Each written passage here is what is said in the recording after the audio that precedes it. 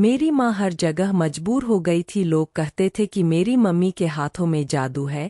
मेरी माँ उन औरतों का इलाज किया करती थी जिसकी पेट में पत्थरी होती, वह माँ के पास आ जाती थी। मम्मी ने अपना एक खास तेल बना रखा था। इस तेल के 3 कतरे मरीजों की नाभि में डालती थी और बाहर से कमरा बंद कर देती। सुबह होती तो मरीज अच्छी भली हो जाती और मम्मी को खूब दुआ देती और मुट्ठी भर रकम भी दे जाती। मेरी मम्मी दुनिया की सबसे अच्छे मम्मी है।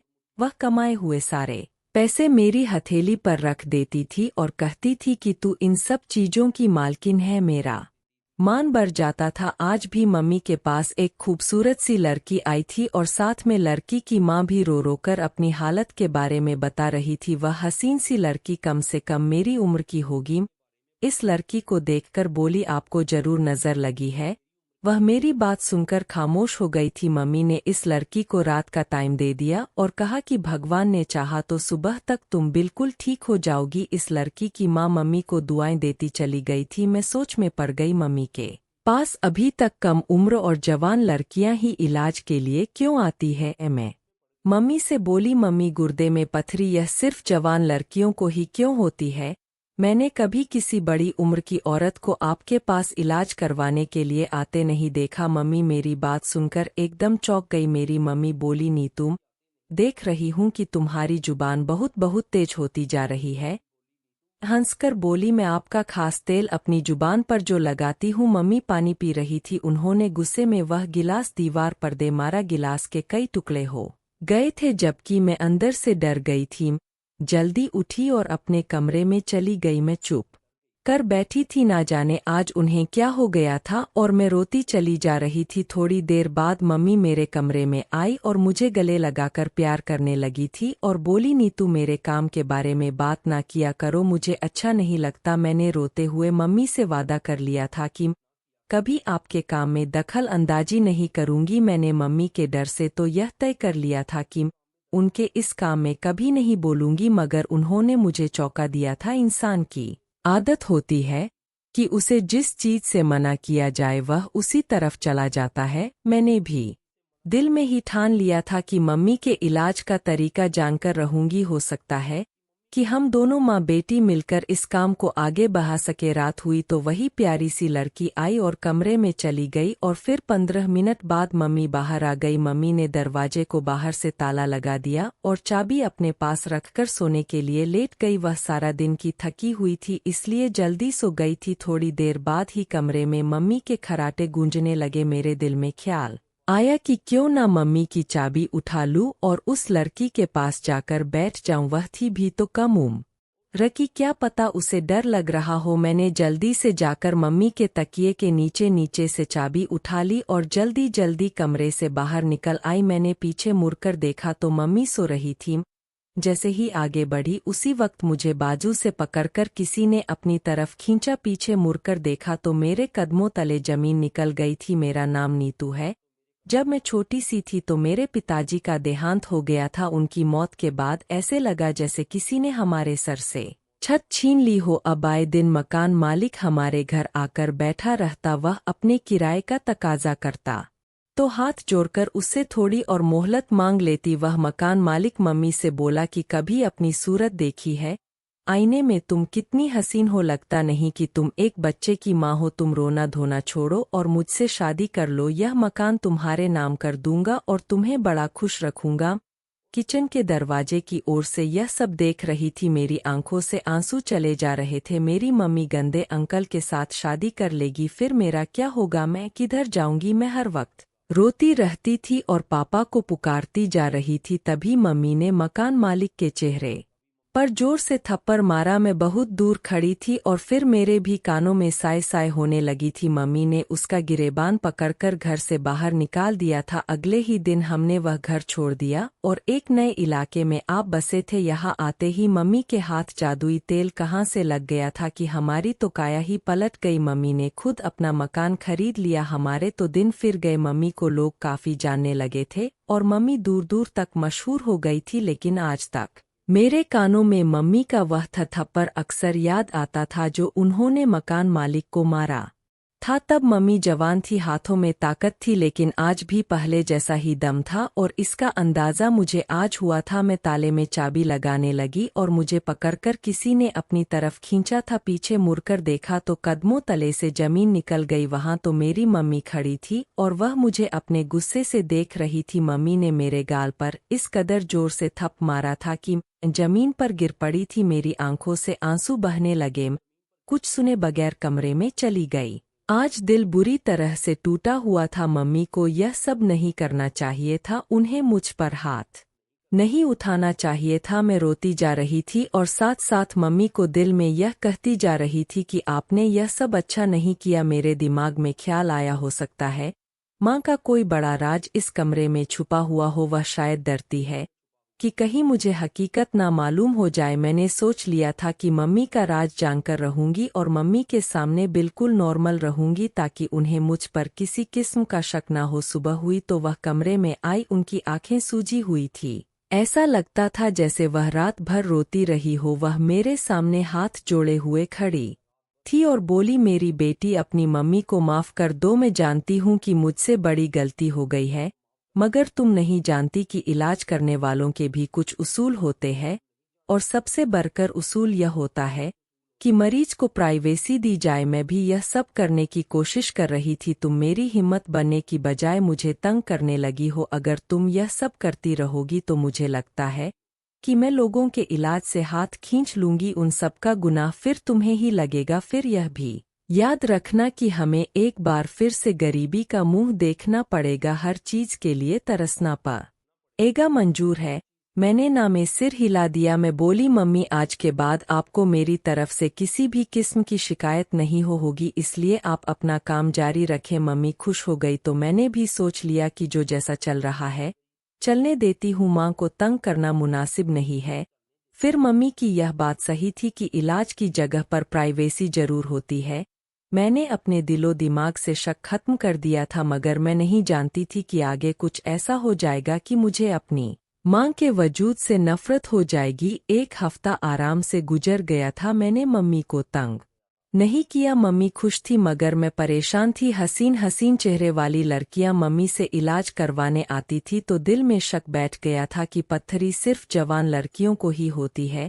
मेरे पेट में हल्की दर्द होती है तो यही डर लगता था कि कहीं पत्थरी तो नहीं बन गई, और यही सोचकर रोती रहती और भगवान से माफ़ी मांगती थी। मगर यह दर्द मेरी जान से चिपक गया था। आज भी मेरे पेट में दर्द उठी थी। मम्मी का इंतज़ार करके थक गई थी। वह पड़ोस का कहकर निकली थी मगर वह लौटकर आने का नाम ही नहीं ले रही थी। डर से बेबस हो गई थी। मैं चाहती थी कि मम्मी जल्दी से वापस आ जाए और मुझे डॉक्टर के पास ले जाए, और मैं अब दर्द से मजबूर हो गई थी। मुझे लगा कि क्या पता मेरे पेट में भी पथरी बन गई हो। जल्दी से उठकर मम्मी के खास कमरे में चली गई जहां वह औरतों की पथरी का इलाज किया करती थी। मुझे बहुत दर्द हो रहा था। मैंने कुछ नहीं देखा और कमरा बंद करके 3 कतरे अपनी नाभि में डाल लिए और आराम से कोने में लेट गई। अभी 10 से 15 मिनट भी नहीं गुजरे, दरवाज़ा खुलने की आवाज़ आने लगी थी और मम्मी का थप्पड़ याद आने लग गया। मैं डर कर सहम गई। मैंने खुद को वही कोने में छुपा लिया था। मम्मी कमरे में आई। मम्मी के पीछे भी किसी के कदमों की छाप सुनाई दी थी। माँ बोली, तुम्हें मालूम नहीं है, लड़की तुम्हें यहाँ से ही मिल जाएगी, तुम बस रात 10 बजे तक कमरे में पहुँच जाना। मैं डर गई थी कि मेरी माँ यह क्या कर रही थी, कहीं मैं सपना तो नहीं देख रही थी। मेरी माँ इलाज के बहाने से लड़कियों को बेचती थी। मेरे सामने वह सभी प्यारे प्यारे चेहरे घूम रहे थे। क्या वह लड़कियां मेरी माँ का शिकार हो चुकी थी? मुझे डर लगने लग गया था जब ये अब सब कुछ मेरे साथ भी होगा। माँ यह सब बातें कहकर निकल गई थी। कमरे में अंधेरा था इसलिए शायद मुझे ना देख पाई। वह बाहर निकल गई तो मैं भी चोरी छुपे उस कमरे से निकलकर अपने कमरे में चली गई। रात को मम्मी मेरे पास आई और बोली, क्या बात है नीतू, आज तुम बाहर नहीं आई? मुझे मम्मी के वजूद से नफरत हो रही थी। मैंने कहा, मेरी तबीयत ठीक नहीं है। मम्मी तड़प गई और बोली, क्या हुआ, तुम्हें डॉक्टर के पास ले चलूं? तो मैंने ना में सिर हिला दिया और चादर ओढ़कर लेट गई। वह पूरी रात मैंने कांटों पर बसर की थी। इस फैसले पर पहुंच गई थी कि चलो जो कुछ हो गया इसे तो नहीं बदल सकती, क्यों ना आगे गलत ना होने दूं, पर यह समझ में नहीं आ रहा था कि क्या करूं और क्या ना करूं। दोपहर में एक लड़की अपनी बहन के साथ आई और बोली, मेरे पेट में पथरी है, इलाज करवाना है। मम्मी उनके लिए चाय बनाने चली गई तो मैं उस लड़की के पास आकर बैठ गई और बोली, मेरी माँ के पास इलाज करवाने मत आना, वह फ्रॉड करती है। इस लड़की के चेहरे पर खौफ फैल गया था, मगर वह लड़की तय वक्त पर नहीं पहुंची थी। मुझे बड़ी खुशी हुई थी कि मेरी वजह से किसी की इज्जत बच गई। लेटी हुई थी, मुझे बाहर से मम्मी की किसी मर्द से लड़ने की आवाज आ रही थी। वह मम्मी से पैसे वापस मांग रहा था, पर मम्मी जिद पर आ गई थी कि वह लड़की नहीं आई तो उसमें उसका कोई कसूर नहीं है। वह मर्द काफी गुस्से में था।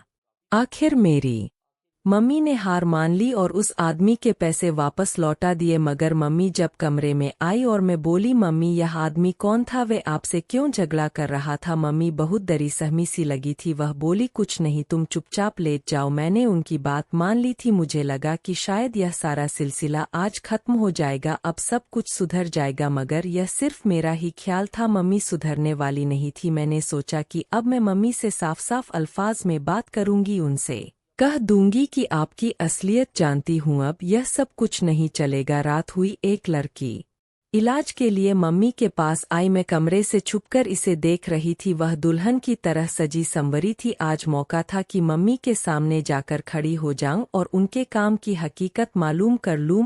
जल्दी से बाहर निकली। मम्मी मुझे देखकर हक्का बक्का रह गई थी। वे अपने गुनाह पर गुस्से की चादर डालने की कोशिश कर रही थी और बोली, तुम यहाँ क्या कर रही हो, दफा हो जाओ कमरे से। मैंने मम्मी की बातों पर कोई नहीं किया और बोलने लगी, अभी यह दुल्हन कौन है? यह तो वह लड़की है ना जो आपसे इलाज कराने आने वाली थी। फिर इसे क्या सूझी कि यह दुल्हन बनकर आ गई। अब मम्मी जवाब की तलाश में इधर उधर देखने लगी थी। फिर बोली, नीतू, जो लड़की दुल्हन का रूप धर कर आती है वह जल्दी से ठीक हो जाती है।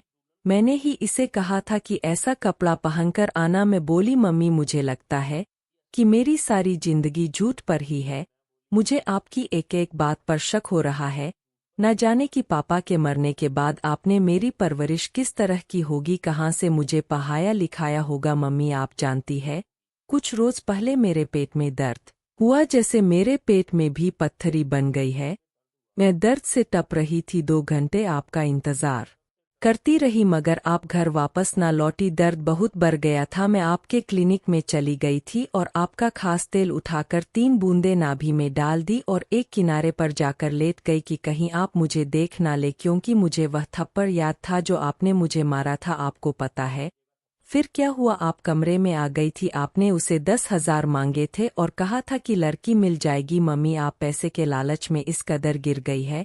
मैंने तो कभी सोचा भी नहीं था आप मुझे रूखी सूखी खिला देती, मगर हराम की तो ना खिलाती। मम्मी आपको खुद एक जवान बेटी मौजूद है, आपने दूसरी बच्चियों की इज्जत खराब करने का कैसे सोच लिया? मम्मी मुझे आप अच्छी नहीं लगती है। जी चाहता है कि यह घर और आपको हमेशा हमें के लिए छोड़कर चली जाऊं। उस दिन हमारे घर जो लड़की आई थी इलाज के लिए, कह दिया था कि मेरी माँ फ्रॉड है। यहाँ हरगिज नाना। उस रात को आपका एक आदमी से झगड़ा हो रहा था। मेरे शक पर आपने यकीन की मोहर लगा दी थी। मम्मी मुझे समझ नहीं आता कि अब आगे क्या होगा। आपकी असलियत से वाकिफ होकर हम दोनों एक घर में एक ही छत के नीचे कैसे रहेंगे? मम्मी रोने लगी थी और रोती जमीन पर बैठ गई। मम्मी ने मुझे जो बात बताई इसके बारे में तो मैंने कभी सपने में भी नहीं सोचा था। मम्मी बोली, नीतू तू अपना कह चुकी है, क्या मेरी तरफ की कहानी भी सुनेगी? तुम 7 बरस की थी जब तुम्हारे पापा चल बसे थे। जवान थी, मेरे लिए कई रिश्ते आए थे, मगर तेरा सोचकर रुक जाती थी। मगर मुझे लगता था कि सोतेला बाप तुझे प्यार नहीं दे पाएगा। जब इसकी खुद की औलाद हो जाएगी तो हो सकता है कि तेरी जरूरत से भी हाथ खींच लेता। फिर मैं क्या करती? मैं तुझे सिसक सिसक कर नहीं देख सकती थी, इसीलिए मैंने पूरी जिंदगी तन्हाई में काटी थी और तेरा पेट भी भरती थी और खुद भी भूखी रहती थी। एक दिन मुझे एक औरत ने बताया कि वह शादीशुदा जोड़े जिन्होंने खानदान वालों से छुपकर शादी की होती है, वह होटल का भारी भारी किराया भरकर सार रहते हैं। मेरे दिमाग में ख्याल आया कि उसी के तहत मैं अगले ही दिन कोर्ट के बाहर जाकर खड़ी हो गई। इस दिन एक ही जोड़े की शादी हुई थी। वह मियाँ बीवी अकेले ही थे। जान गई थी कि उनके आगे पीछे कोई नहीं है। बोली तुम लोग अब कहाँ ठहरोगे। इस लड़की ने बताया कि वह होटल में जाएंगे। मैंने कहा क्यों, मेरे घर के कमरे में ठहर सकते हो, होटल से कम कीमत पर मेरे घर में ज़्यादा प्राइवेसी है। जो मेरे घर में रुके थे तो आहिस्ता आहिस्ता यह काम चल निकला था। कोर्ट में शादी करने वालों को सब मेरे घर का ही मशवरा दे देते थे। अक्सर लड़कियां कॉलेज में ही अपनी पसंद से शादी कर लेती थी, इसलिए वह पेट में पत्थरी का बहाना बनाकर अपनी मां के साथ आकर मुझे अपनी शादी का सर्टिफिकेट दिखा जाती थी। अच्छी तरह जांच पड़ताल करके उन मियां बीवी को अपने घर में जगह दिया करती थी। इसमें तो कोई गुनाह नहीं है, मैं कोई गैर कानूनी काम नहीं कर रही थी। तुमने जो आज बातें की है, मैं अपनी ही नज़रों में गिर गई हूँ। अब मुझे एहसास हो रहा है कि लोग सच ही कहते हैं कि औलाद किसी की नहीं बनती। अगर मैं शादी कर लेती तो आज घर वाली होती, तुम्हारे लिए कुर्बानी दी। तुमने मुझे क्या दिया? तुमने तो आज शब्दों के थप्पड़ मारे हैं।